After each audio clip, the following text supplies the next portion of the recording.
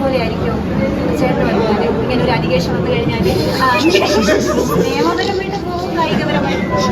ഇങ്ങനെ ഒരു കുരിപ്പിനെ ഞാൻ കണ്ടില്ലല്ലോ. ഇത് നീ ഇപ്പൊ ഉണ്ടാക്കിയതാണോ? ഓടാ.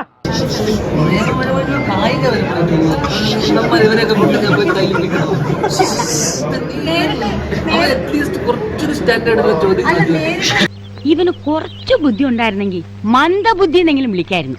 അതും ഇല്ലാതായി.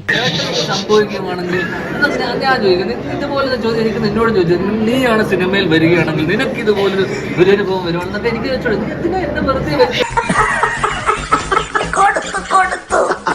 വന്നാൽ ഞാൻ ആദ്യം പോയി അടി കൊടുക്കും, എന്നിട്ട് ഞാൻ പോയി കേസ് കൊടുക്കും. ആണോ? ഞാൻ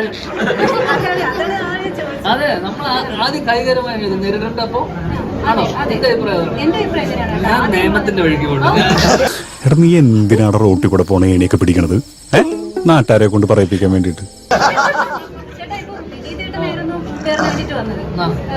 ഞാൻ ചേട്ടന് എത്രമാത്രം വിശ്വാസമുണ്ട് വിനീതേട്ട ഇതുപോലെ വന്നിട്ട് സപ്പോർട്ട് ചെയ്യും?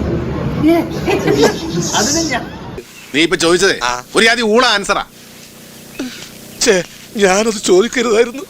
നമ്മൾ ഇത് സംഭവം. നിങ്ങൾ രാവിലെ എഴുന്നേൽക്കുമ്പോൾ മോഹൻലാലൊക്കെ എഴുന്നേൽക്കുവാണെങ്കിൽ നിങ്ങൾ എന്ത് ചെയ്യും? ഇത് ചോദിക്കുന്ന പോലെയാണ് എന്ത് ചോദ്യം. കിട്ടിയാ? ഇല്ല, ചോദിച്ചു വാങ്ങിച്ചു.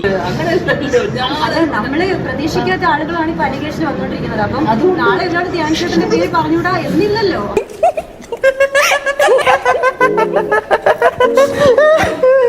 അപ്പൊ നമ്മൾ ഇപ്പഴേ ഒരു പ്രിക്കോഷൻ എടുത്ത് വെക്കണ്ടേ? എന്ത് ചെയ്യണം? നിന്റെ ചാലയാൻ പൊട്ടിക്കിട്ടും. ഓ പൊതുവാൾജി എനിക്കിനെ ചോര കളക്കണ്ടട്ടാ. Cool down KRP, cool down. നമുക്ക് പിന്നെ നിയമപരമായി തന്നെ ഒതുക്കാം. ഇതെന്താ സംഭവം പറ്റുമെന്ന് അറിയാമോ? നീ ഇങ്ങനെ ചോദിക്കുമ്പോ എന്നോട് പ്രത്യേകിച്ച് ചോദിക്കുമ്പോ ഇല്ല നിനക്കുള്ള എല്ലാത്തരെയും കിട്ടുക. എങ്ങനെയെങ്കിലും ഫേമസ് ആകണമെന്നാണ്. അതൊന്നും എനിക്കറിയാൻ മേല.